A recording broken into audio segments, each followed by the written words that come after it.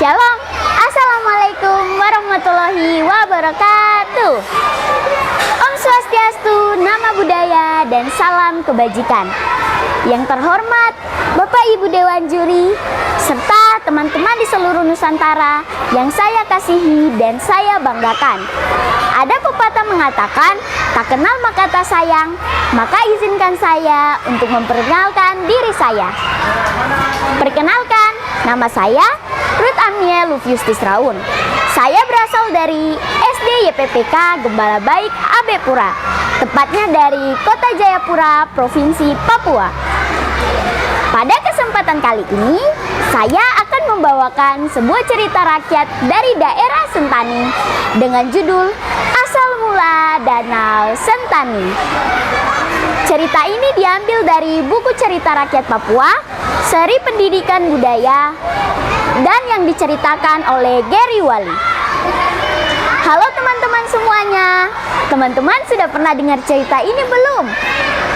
Jika belum, mari sama-sama kita dengarkan ceritanya.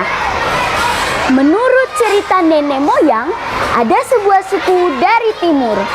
Nama suku itu adalah suku Wali. Mereka dipimpin oleh Rowali. Mereka berjalan dari timur, melewati Lebay di sebelah selatan, dan tiba di sebuah tempat yang bernama Yomoho atau Dondai. Mereka menetap di situ. Sayangnya, mereka kesulitan untuk mendapatkan api dan air. Untuk mendapatkan api, mereka harus menggesek dua batu putih. Sementara untuk mendapatkan air, mereka hanya mengharapkan air hujan. Pada suatu hari, Rowali sang pemimpin mulai memikirkan nasib warga dan anak istrinya karena kesulitan yang melanda kampung mereka.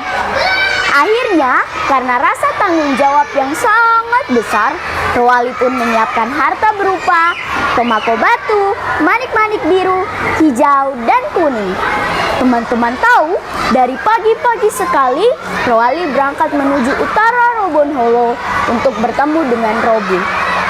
Setibanya di sana, Robu menyambutnya dengan baik. Ia menyapa Robu dengan panggilan Tete, dan Robu menyapanya dengan panggilan Cucu.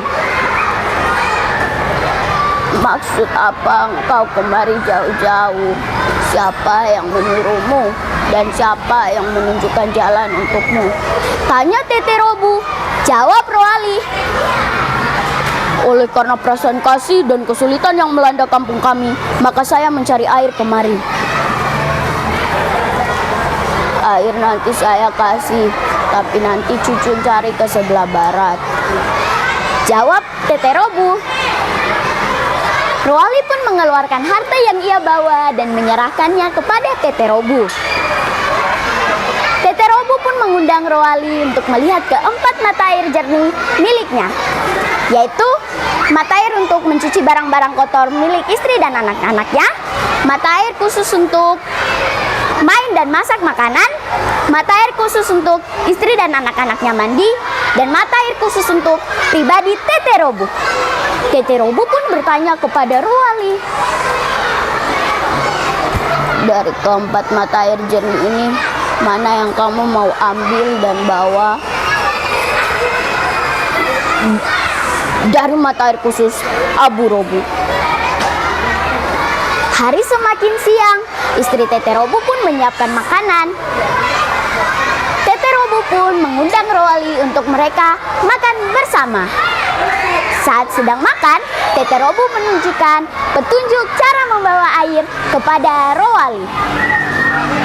Ingat, nanti di jalan Cucu akan bertemu dengan kasuari, babi, dan burung mambuk.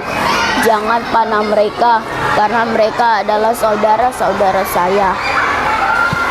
Tanpa disadari, hari pun semakin sore. Rowali pun bersiap untuk pulang, tetapi Tete Robu menahannya. Lalu Tete Robu menyuruhnya untuk bermalam saja, nanti esok hari baru ia pulang. Tanpa disadari, esok hari pun telah tiba. Rowali pun bersiap untuk pulang. Lalu Tete Robu pun kembali mengingatkan tentang petunjuk cara membawa air yang kemarin ia sampaikan. Rowali pun berpamitan kepada Tete Robu, lalu ia pun melanjutkan perjalanannya.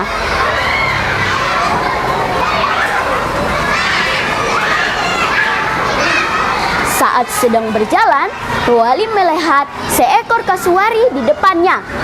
Muncul keinginan untuk memanah kasuari itu, tetapi Roali ingat akan amanat yang disampaikan oleh Tete Robu. Lalu ia pun tak menghiraukan kasuari itu dan ia pun melanjutkan perjalanannya.